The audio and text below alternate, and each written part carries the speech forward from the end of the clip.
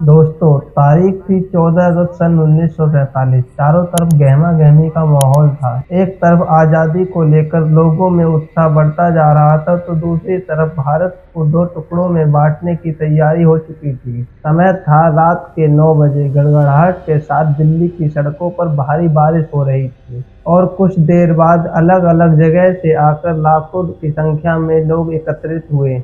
रात के करीब 10 बज चुके थे। जवाहरलाल नेहरू, सरदार वल्लभ भाई पटेल और doctor Rajendra Prasad Mountbatten viceroy house पहुंचे। अब कुछ ही समय बचा था भारत को आज़ाद होने में। कुछ लोगों के अंदर उत्साह था तो कुछ लोगों के अंदर मायूसी भी थी।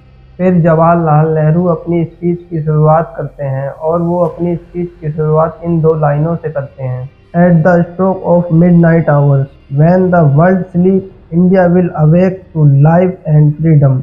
और कुछ ही देर में वह घड़ी आ चुकी थी जब भारत ने आज़ादी की हवाओं में सांस ली। ग्राउंड पर खड़े लोगों ने महात्मा गांधी के नाम के नारे लगाए और पूरा देश रेडियो पर श्री जवाहरलाल नेहरू जी को सुन रहा था और पूरे देश के अंदर खुशी का माहौल था, क्योंकि उस समय भारत एक आज़ाद परिंदा था जिसका इंतजार भारतवासियों ने करीब 200 साल से किया है। 14 अगस्त 1947 को रात भर बारिश होने के बाद 15 अगस्त 1947 को सुबह मौसम बिल्कुल साफ था। 8:30 बजे के करीब जब पंडित जवाहरलाल नेहरू ने कैबिनेट की शपथ ग्रहण करी, उसके बाद ब्रिटिशर का झंडा हटाकर भारत का तिरंगा फहराया गया।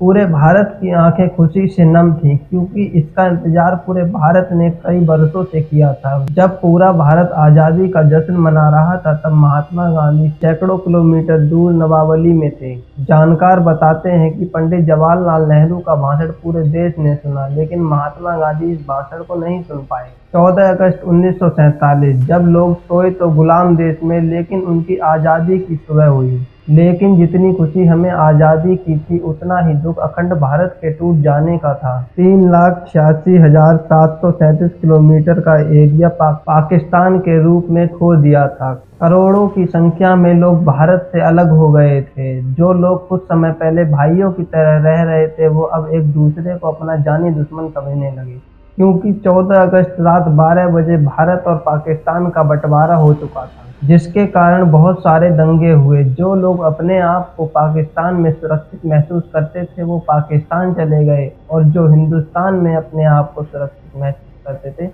वो हिंदुस्तान में रह गए। लोग पलायन के लिए मजबूर हो गए थे। लाखों लोगों को मौत के घाट उतार दिया गया था। यह सारा खेल अंग्रेजी हुकूमत का ही था, जो कि पहले ही डिवाइड एंड रूल का खेल खेल चुकी थी, जहां पर उन्होंने हिंदुस्तान के लोगों के बीच हिंदू मुस्लिम के बीज बो दिए। वरना आज़ादी से पहले हम सब भाइयों की तरह ही रहते थे। वह अंग्रेज ही थे जिन्होंने भारत को धर्म और जाति का व्यक्तित्व याद दिलाया, जिसके बाद हम आपस में ही लड़ने लगे। और दोस्तों, पाकिस्तान और हिंदुस्तान के सबसे बड़े विभाजन की वजह थे मोहम्मद जिन्ना, क्योंकि जिन्ना भारत के पहले प्रधानमंत्री बनना चाहते थे, लेकिन महात्मा गांधी जी ने जवाहरलाल नेहरू से पहले ही वादा कर दिया था, जिस कारण जिन्ना ने अपना अलग देश मांगा। इसी वजह से यह सारा फसाद शुरू हुआ, जो कि 15 अगस्त सन 1947 को खत्म हुआ। भारत के हिंदू और मुस्लिम आपस में ही एक दूसरे को मारने को उतारू थे, और यही ब्रिटिशर्स चाहते थे, क्योंकि यह लड़ाई की चिंगारी उन्होंने ही लगाई थी, जो कि आज तक हमारे सीने में जल रही है। 1500 ब्रिटिश सैनिकों की टीम 14 अगस्त सन 1947 को अपने देश वापस लौट गई।